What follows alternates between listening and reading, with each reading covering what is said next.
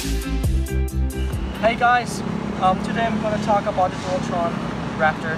Okay, the reason why I'm making a video is because when I bought the unit, I was looking for information, specs, and so on about the unit, but I wasn't able to find anything.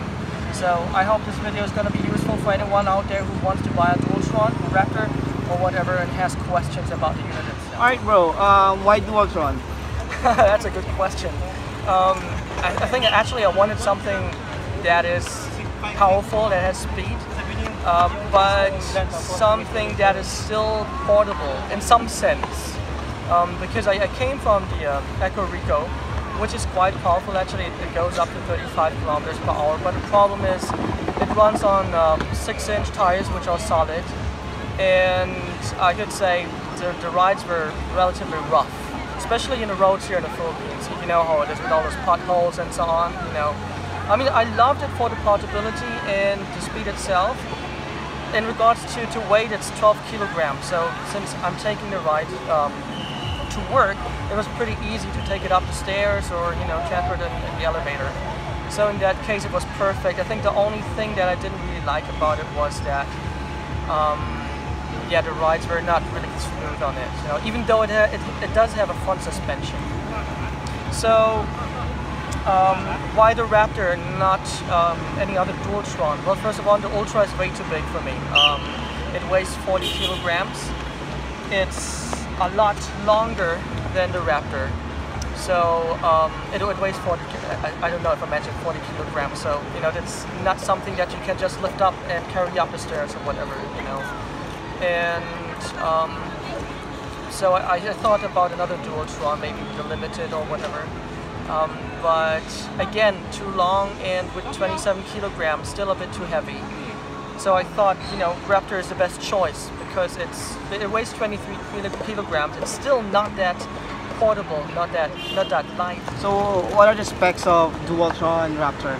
Alright, the Dualtron Raptor is of course a dual hub electric scooter. It has 2 motors, 16 volts, 800 watts each, a total of 1,600 watts. It has a top speed of 80 kilometers per hour, but that is without load. With me on the scooter, top speed is about 60-65. My weight is 70 kilograms. You know, someone who weighs, let's say, 60 or 55 can definitely get maybe 65, 70, or even 75 kilometers per hour out of the scooter. So it is incredibly fast. The question is, do you really want to go that fast, especially considering the traffic here and again the road conditions and so on. And in countries like Singapore and other countries, the top speed is, I think, 20 or 25, right? Yeah. So, you know, 35, 40, I think that is good enough. So how about the distance range? I can't tell you exactly the amps. I think it's 18, but I'm not 100% sure. But on experience, as I said earlier, I got the Raptor for 7 days now, and when I got it, it was charged to 60%. I topped it up by 40, so 100. I've been riding, according to the odometer, 55 kilometers. It is down to 58%. So according to the spec sheet, it says it's up to 60 per charge, 60, 70. But again, you know, it always comes down to your weight. So the lighter you are, the further you can get. But definitely further than with the Mejia or the Echo Rico. I heard there are a lot of concerns about the suspensions. What is your take about this? Well, actually, you know, when I was looking for information, I think I stumbled over the Facebook page, and I saw one comment talking about the suspension in combination with the tires. I think that's one thing I didn't notice a while ago, is that the Raptor is actually using 8-inch solid tires. They're not pneumatic. Okay, so the concern was how is the suspension combination with the solid tires? How is the ride? Is it smooth or is it rather rough? And I have to say, it is definitely smooth in comparison to a Dualtron Limited, which I rode the other day, and I was able to compare both units side by side. And I gotta say, the difference is minimal. Again, coming from the Echo Rico, which was using 6-inch tires with front suspension. That was one rough ride. You know, just the smallest potholes, you felt everything, and it was not really. Well, you get used to it, but it's not very comfortable. You know, with the Raptor, I have to say that I hardly notice any bumps. The suspension is great. I heard stuff about the suspension sagging eventually, but however, I was told that that was only a problem with earlier versions, and apparently that has been fixed with version 2, specifically because the Raptor is, I think, the latest model from in the mini motor, so I don't expect that the Raptor is going to have that problem too, but that's something we're going to see probably in 1 or 2 months from now. But you know, I just can say for whoever has concerns about the suspension and the tires, you know, don't worry about it. The suspension is fine, and the tires are fine too. You definitely will have a smooth ride with the Raptor. What kind of brakes are installed in Raptor? The Raptor is using drum brakes, and that's actually another concern that was voiced out. And again, from experience with the Echo Rico, which is actually using drum brakes as well, it would take the scooter quite a distance actually to come to a full stop at a speed of, let's say, 30-35 kilometers, which is the total opposite of the Raptor. With the Raptor, actually I have to go quite easy on the brakes because it would brake quite sudden. In combination with the electric brakes, actually it would be so powerful that it would almost throw me off the scooter. So what I had to do is I had to deactivate the electric brakes. And right now I'm just using the drum brakes itself, and with a top speed of 45 to 50 kilometers per hour, as I said, I have to go easy on the brakes, or else the brakes are the braking is too abrupt. So again, I would say there are no concerns about the brakes. They're fine. I think that there are some other people who were asking if it's possible to upgrade the Raptor to maybe hydraulic brakes or whatever. I think at the moment there's no possibility to mount hydraulic brakes, and I don't think it's really necessary. No, the drum brakes are just fine. For a Raptor, how long does it take for a full charge? The Raptor takes around 7 to 8 hours for a full charge. Actually, just like any other Dualtron, the Raptor has 3 charging ports. One charging port which is for an external battery. The other 2 are for the charger, for fast charging. So with a single charger, it takes 78 hours. You can halve the time if you have a second charger, and plug both and charge simultaneously. So between 4 to 8 hours, depending on how many chargers you have at home. You said earlier that the Raptor is using solid tires. Right. Do you think what are the disadvantages of using solid tires? Okay, advantages and disadvantages. Yeah. All right. Well, first of all, a while ago I was talking about the solid tires in combination with the suspension, right? So I think actually solid tires would probably be a bigger deal on a scooter without suspension, because then there's actually nothing that would compensate, right, for the solid tires, because, well, solid tires are, well, they're just harder than the pneumatic tires because you're dealing with air, right? One advantage is that you don't have to worry about flats, right? So punctures and so on. So that's one thing that you don't have to worry about. While actually, my friend had 2 flat tires and 2 punctures within 2 weeks, and I think he spent around 4,000 pesos, which is what, 70 pesos, $70, right? Just on inner tubes and the tire itself. So that's a lot of money, right? You can spend on other things. So that's one advantage. You don't have to worry about punctured tires. That's one thing. And then again, as I said, with the Raptor, since it has suspension, I don't think solid tires are a big deal, and or are not a great disadvantage because of the suspension itself. Right, so I would say I can't see any disadvantage really at the moment. Sounds like a great machine. So, what do you feel are the disadvantages of Raptor? That's actually a really tough question, you know. Like I discussed earlier, one disadvantage is probably the weight. As I said, 23 kilograms. Big difference between 12 and 23 kilograms, you know.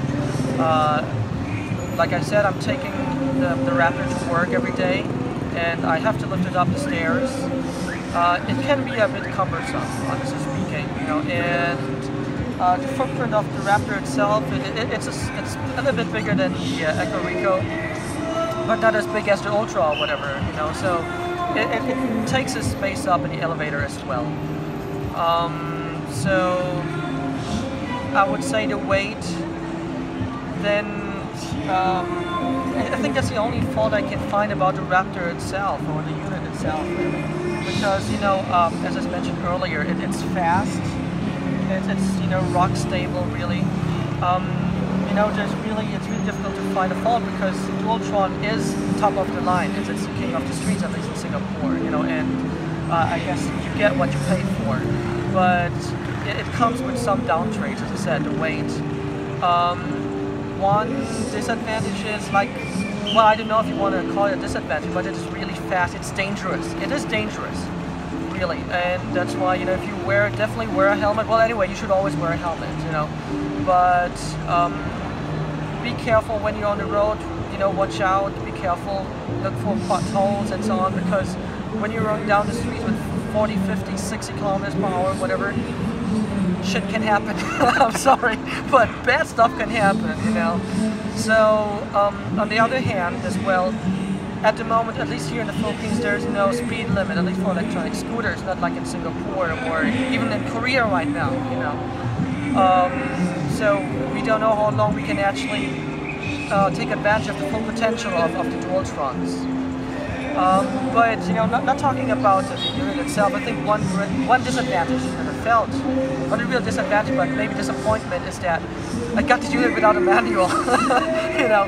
And I'm not the only one. Actually, I met someone else with a Dualtron Limited the other day, and his unit as well came without a manual. Now the thing is, the Raptor comes with a new throttle, and Dualtrons have a couple of functions that can be adjusted, like, for example, the electric brake, the torque, and many more. Actually, it's P0 to 9, and then you have PA, PB, and no one really knows what these functions do, or what the default values are. And I think that's a problem. I mean, they released it without finishing a manual or instruction manual for the unit itself. And that is another question that I have, is like, it feels like Mini Motors is embarrassed of the unit or whatever. I don't know, because I went on the website and there's nothing about the unit. There probably you can find the battery specs, and that is it. You can't find out how fast the unit goes. I had to do that myself by lifting it up and putting it on a pedestal and actually just, you know, pulling the throttle without any load, and I saw it goes up to 79, 80 kilometers per hour. So, you know, my question is, what's going on? Why is there are no pictures? Except for that unboxing video, there's no information about the Raptor. And I find it's a shame, because I think a lot more people would probably buy the Raptor if they would, you know, be able to get more information. You've been riding this machine for 7 days. What are your experience, and can you tell about your concerns about this in the future? What is my experience? You know, it's definitely been a learning experience, a learning curve, because the first time I rode it, I honestly was overwhelmed by the speed of it. I had to turn down the torque because it was going so fast. It's nothing that I've experienced before, coming from a Mia and a Echo Rico. The Mia goes 20 kilometers per hour, if I'm not mistaken, and Echo Rico goes 35, which I thought was, you know, already fast. But as I mentioned earlier, the Raptor goes up to, you know, with my weight at least, up to 60 kilometers per hour, 65, and the acceleration is just so fast that it just really it pushes you forward, you know, and that is something I never really experienced before, and it is something that a lot of other people who actually tried it out before scared a little bit, you know. So as I said earlier, I actually adjusted the torque, I turned it down a bit so that the start is a bit smoother and the acceleration is a bit smoother, you know. So that's one thing I had to get used to. But what can I say about the experience? I'm definitely happy. I don't regret buying the Raptor. I think I made a real decision to actually buy it because, you know, I actually tried my luck with it because, as I said earlier, I was looking into buying a Dualtron. I wanted something compact, but I really didn't know what I wanted to buy. I was looking into a Dualtron 2S or whatever, X and so on, but I've seen a Raptor, and it was kind of promised to be the most compact Dualtron that is out there, you know. But again, just like any other person, I was concerned about the tires and the suspension. So I said, you know, I just give it a try because I wasn't able to find any reviews or any other specs on it, which I really find unfortunate. But again, you know, I don't have any regrets. I love the machine. I would recommend anyone else to buy it. Generally speaking, with the road conditions we have, especially here in the Metro Manila, do you think is it advisable for them to use Dualtron, especially this one, the Raptor? With the road conditions, would I recommend it for good experience? Yeah. Sure, why not? I mean, if you have the dough, if you have the money for it, go for it. But the question is, you know, can you really maximize the potential? Then I would have to say probably not, because, well, you know how it is, traffic. Then on the other hand, you know, our fellow drivers or car drivers are not really paying attention to anyone else on the road. You know, whether you are riding an electric scooter or if it's a bicycle or whatever, you know, you always have to be careful. Even if you're riding the side of the road, it's definitely dangerous. You know, how shall I say? Yeah, what are the upgrades you're planning to install in the future? Well, I ordered some stuff from Singapore. I bought a 3D deck, which is basically just, you know, LED lights. I bought a mud guard. I ordered a mud guard. And I think that's it actually. And you know, that reminds me of actually one concern that I have. You know, being one of the first actually that has one here, that has a Dualtron in the Philippines, I'm actually really concerned about spare parts and repairs. You know, because I think that's one thing in Singapore no one has to worry about, because there are repair shops everywhere. You know, if something breaks down, whatever, they have a spare part. You don't have to worry. You just go there, they fix up your scooter within hours. But over here, right now, we just have Tim Sparks that does the repairs. So that's one concern that I have. That if something should break down, let's say even if it's just a controller, that I won't be able to ride the Raptor for maybe, let's say, 2, 3, 4 weeks or whatever, because I have to wait for the spare part. So I think that is one concern that probably not only I have, but anyone who's considering about importing the Raptor. Alright guys, so much for our thoughts about the Dualtron Raptor. Mr. Mar has a message for every electric scooter rider out there. Mar, When you're using this machine, not only the Raptor, right? Yeah, like, you know, yeah, right. You know, guys, be safe. Always wear a helmet. You know, you don't know what's gonna happen. Be safe. You know, don't be sorry. Better be safe than sorry. Okay, anyway, guys, again, you know, thanks so much for tuning in. Hope to see you again soon, and you know, happy ride. Be safe. Bye.